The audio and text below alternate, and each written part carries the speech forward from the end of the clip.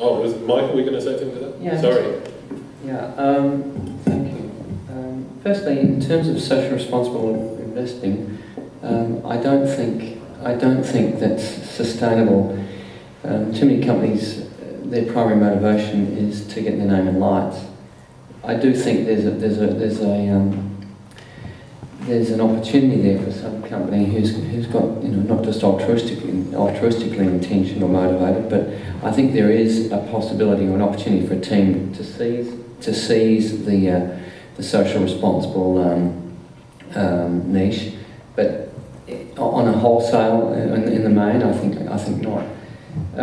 I actually gave a paper on sustainability once in Brisbane, and there were 86 signatories to the UNPRI. I was the first one in the world to sign the UNPRI for investment, and 86 people were there, and I asked them to put their hand up who had invested in a sustainable investment. Not one of them had. So there's a lot of lip service about that.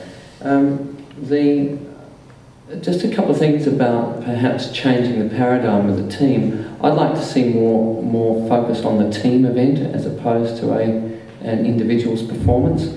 Go back to my early comment, which I sort of prefaced everything else on, is that, you know, cycling or sport is just a condensed version of life, and in developing this sport, I think we need to teach athletes the values and challenges in life. I also believe you want to change that paradigm. I'm very strong about this point. I think all teams, all institutes need to set aside a significant part of their budget which is dedicated only to the development of the athlete as a person, and from that I think the athlete himself will become more, self-conscious about and responsible and accountable, and in doing and in developing the person they won't be frightened of failure. And you might find that the drug problem will start to not fade away, but there won't be as much emphasis on it. The problem is, and I think the government is probably the genesis of the problem, is that it's winning at every cost. What is success? But, you know, I think the last point on that is that you asked the question which I was wanting to respond to, you know, the UCI, should there be an independent body? My word, there should be, because the UCI commercialises the popularity of the sport for profit. It does not look after the best interests of the sport.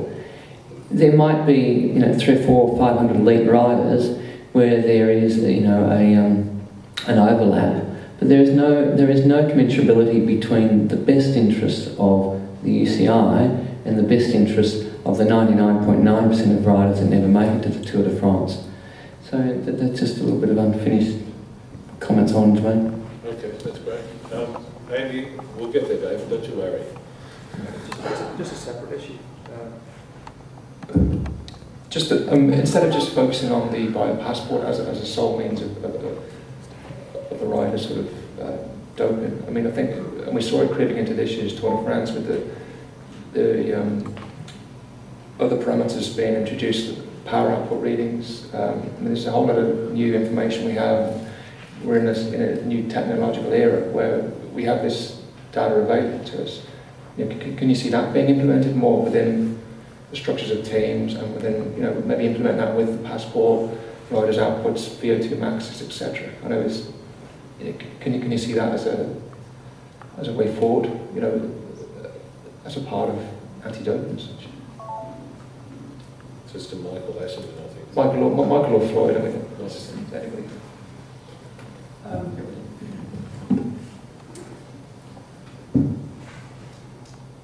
I think there is, well, first of all, the passport is not just a blood passport.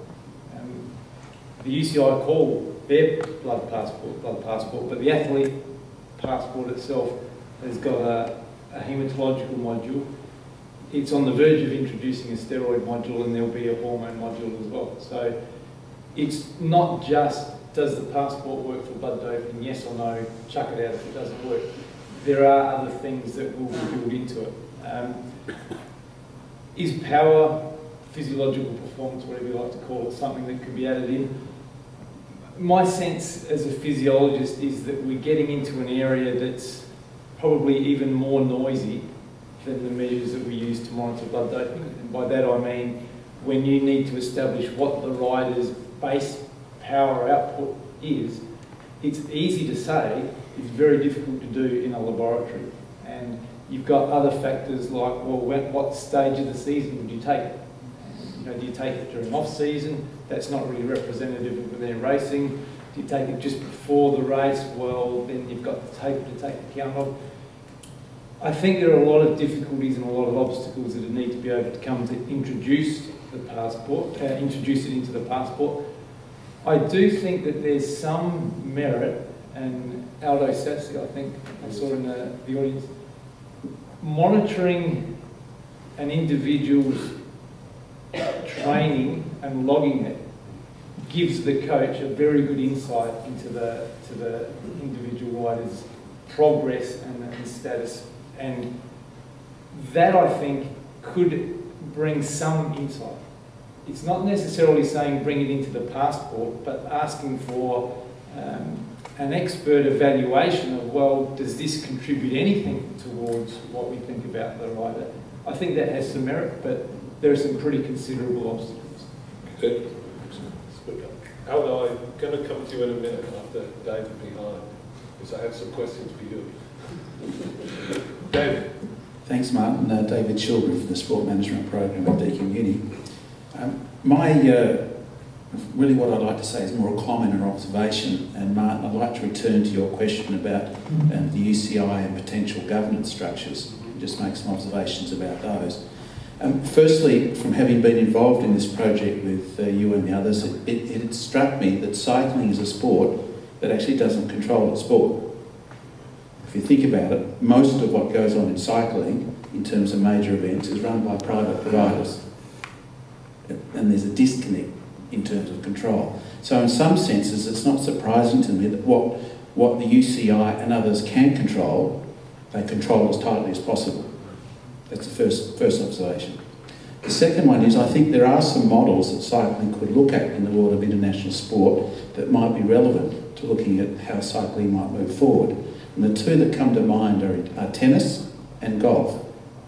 If you think about tennis through the ATP Tour and the equivalent women's tour, which are distinct and different from the International Tennis Federation, there's a history there of the players wanting to manage their own tours. And professional golf is exactly the same, although the culture of golf, and perhaps tennis, is probably vastly different in a professional sporting sense than is the case in cycling. This to me returns to the question of the power of the peloton and the extent to which the peloton, and therefore athletes and lifelong athletes, might look to a similar governance structure or model into the future. But what really strikes me about tennis, golf and cycling is that all three of them, and golf in particular, are lifelong sports in the same way that cycling is. So there's much to commend the governance structures in those sports for cycling to have a look at. Now, having said that, by way of suggestion and coming back to the question of anti-doping, even if we were to go down that path and copy some of those models, I don't know that that would in any way lessen the complexities of anti-doping as it relates to cycling or any other sport, and all of the legal and human rights issues that are embedded in all of this. It would still be just as complicated and a quagmire in the same way that we've been grappling with it during the last couple of days. It would be, but I think there would be more voices in that process, and therefore, as they say in free software, with many eyes, every bug is small.